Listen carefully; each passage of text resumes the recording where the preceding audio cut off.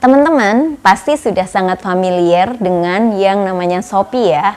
Berdasarkan data dari Similarweb, pada Agustus 2022, situs Shopee menerima 190,7 juta kunjungan dari Indonesia.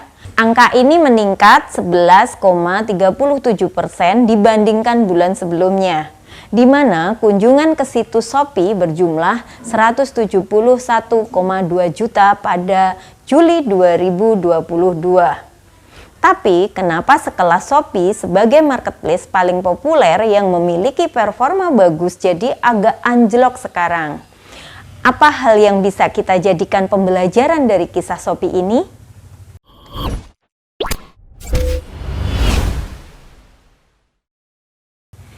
Sebenarnya ada banyak sekali startup yang sudah besar dan ada beberapa startup juga yang banyak PHK karyawannya seperti Gojek, Tokopedia, dan Shopee.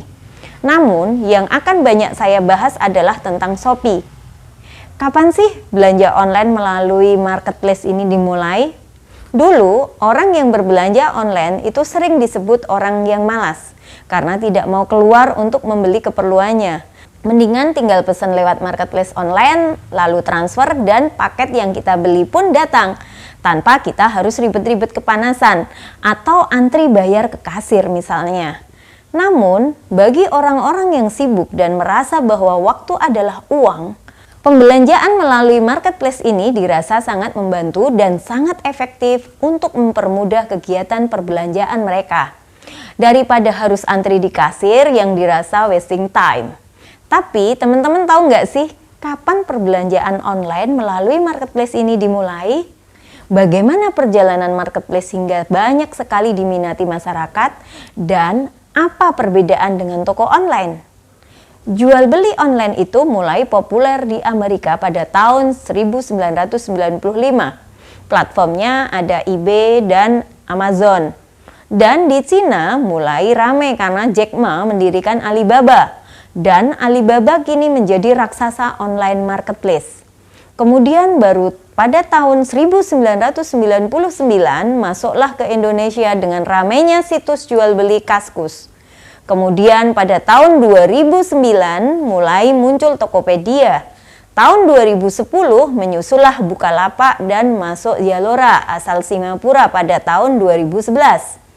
Barulah mulai tahun ini makin gencar muncul situs jual beli online baru yang juga ikut meramaikan dunia online marketplace. Pada tahun 2015, Shopee mulai masuk ke Indonesia dan kesuksesannya sudah tidak bisa dipungkiri lagi. Dan sejak 2015 hingga sekarang, pengguna Shopee baik penjual maupun pembeli masih terus meningkat. Bahkan total download aplikasi Shopee di Play Store mencapai 100 juta lebih dengan fitur-fitur yang menarik, program gratis ongkir, dan pilihan produk yang bermacam-macam. Banyak masyarakat Indonesia yang betah berjualan dan belanja di Shopee. Hal ini membuktikan bahwa Shopee adalah salah satu marketplace yang digemari oleh warga Indonesia. Saat ini berdasarkan data dari Kata Data Indonesia berada pada urutan kelima sebagai negara paling sering belanja online dengan persentase pengguna internet pelanggan e-commerce sebanyak 36%.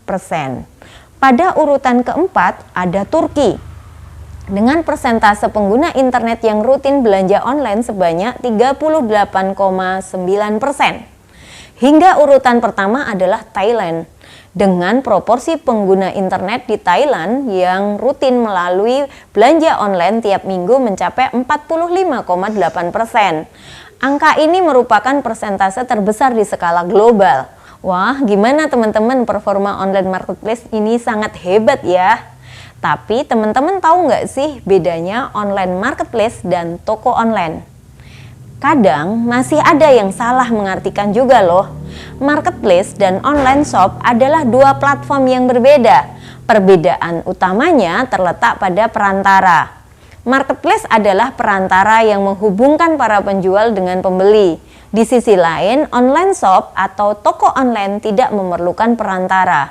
Penjual langsung menjual produknya di platform mandiri kepada pembeli. Jadi tidak ada perantara sama sekali. Berjualan melalui online shop atau toko online menuntut teman-teman untuk lebih mandiri.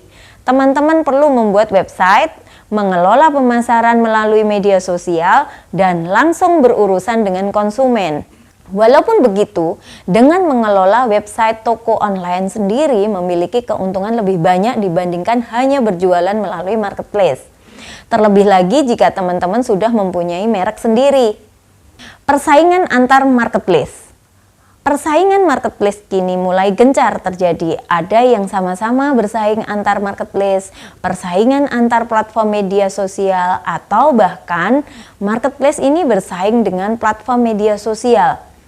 Para platform marketplace pun semua berlomba-lomba untuk bisa unggul dari yang lain. Dan bahkan ada yang berani menawarkan gaji tinggi. Persaingan ini adalah Shopee dan TikTok yang merupakan platform sosial media anyar yang menjadi aplikasi nomor 1 paling banyak diunduh di dunia. Makin menunjukkan potensinya menjadi pesaing dari e-commerce orange yaitu Shopee. Hal ini dibeberkan oleh Media Tech in Asia yang merinci perkembangan dan tren terkini dalam e-commerce. Bahwa seluruh wilayah di dunia telah kecanduan dengan video pendek dari platform TikTok. Aplikasi ini berada di peringkat paling populer di Asia Tenggara. Menurut laporan State of Mobile 2022, data AI dengan 1 miliar pengguna di seluruh dunia, tidak mengherankan jika TikTok ingin lebih memonetisasi kekuatan perhatiannya. Tidak seperti raksasa media sosial lainnya. TikTok tampaknya memprioritaskan Asia Tenggara, di mana sorotan e-commerce B2C sebagian besar ada di Shopee dan Lazada. Dengan TikTok Shop, TikTok ingin mengubah konten viral menjadi penjualan yang lebih tinggi dan menangkap semua transaksi langsung di platformnya sendiri, bukan mengarahkan pengguna ke pasar lain seperti Shopee.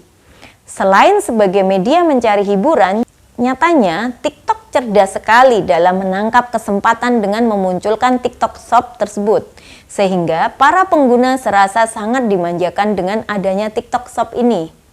Hal inilah yang membuat Shopee nampak berhati-hati dengan adanya TikTok, terutama pada TikTok Shop-nya. Fenomena PHK karyawan. Nah, setelah Shopee mulai khawatir dengan hadirnya TikTok Shop, kabar PHK besar-besaran sempat menggemparkan masyarakat.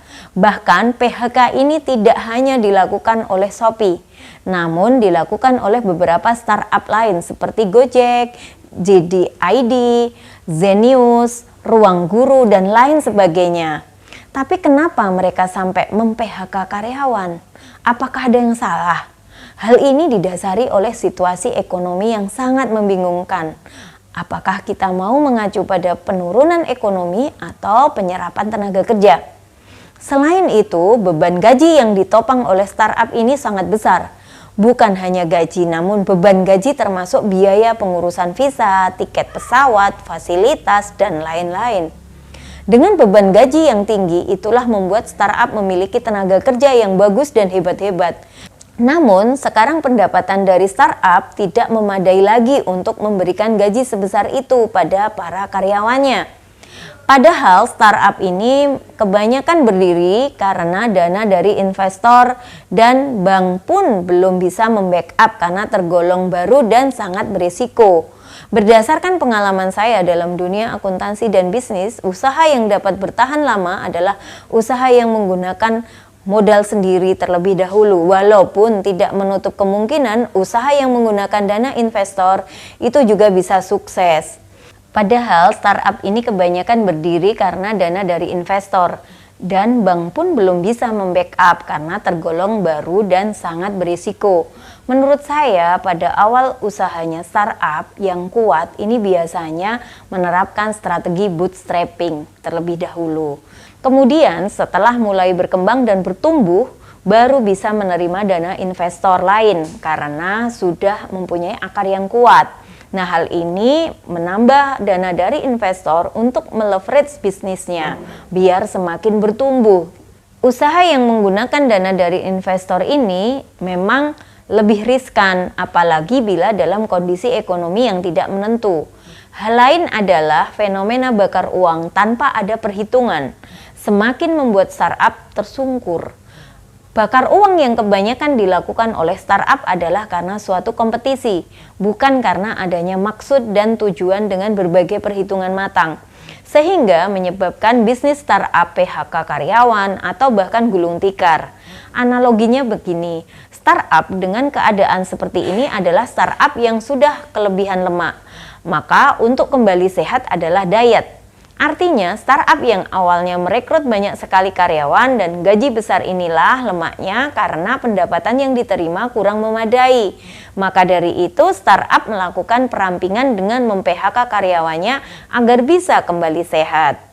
Di awal, para startup kebanyakan menggencarkan gratis ongkir bahkan diskon-diskon. Namun kini menjadi jarang ada gratis ongkir, diskon sangat sedikit, adanya biaya tambahan seperti biaya admin dan penanganan yang membuat kesan dari pembelian produk menjadi lebih mahal dari sebelumnya. Konsumen akhirnya akan berganti marketplace demi mendapatkan barang murah dan dapat gratis ongkir. Contohnya saja Shopee. Dulu sering menawarkan gratis ongkir dan diskon sehingga Shopee selalu unggul daripada Lazada dan Tokopedia. Namun sekarang Shopee sudah jarang menawarkan gratis ongkir sehingga konsumen beralih ke Lazada yang menawarkan gratis ongkir. Sebaliknya, apabila Lazada sudah tidak menawarkan gratis ongkir, konsumen akan beralih ke Tokopedia. Hal seperti ini akan berputar terus dan membuat startup saling bersaing untuk mendapatkan konsumen. Sehingga untuk saat ini, sebagai langkah pembenahan, para startup sudah melakukan strategi baru yaitu dengan menggunakan capital market pasar modal. Sehingga para analis lebih menyarankan untuk menilai kesehatan bisnis startup daripada top line maupun network effect. Solusi yang bisa dilakukan dan dijadikan pelajaran bagi kita. Dari perjalanan bisnis para startup ini, ada beberapa solusi yang bisa dilakukan dan dijadikan sebagai bahan pembelajaran bagi kita semua. Yang pertama, kita tidak boleh menyalahkan keadaan. Carilah masalah yang timbul dari internal kita sehingga kita bisa benahi masalah tersebut. Kedua, lakukan analisis atau cek kesehatan finansial usaha. Kita harus rutin cek kesehatan bisnis dan hilangkan lemak-lemak yang membuat bisnis kita terancam. Ketiga, kita bisa memperkirakan bisnis plan yang efisien pada startup dengan melakukan perencanaan bisnis yang matang. Yang keempat, bijaklah dalam menggunakan teknologi dan efisiensi anggaran. Tidak perlu berlebihan, seperti contohnya adalah saat ini sudah menggunakan teknologi canggih. Masih ditambah dengan berada pada tempat yang mahal, kantor mewah, gaji besar, padahal saat ini pendapatannya tidak memadai. Maka kita harus objektif dan selalu lakukan analisis bisnis agar bisnis tetap sehat, karena bisnis tidak membutuhkan impresi dari talent, melainkan impresi dari investor, konsumen, dan pihak-pihak yang berkepentingan dengan bisnis.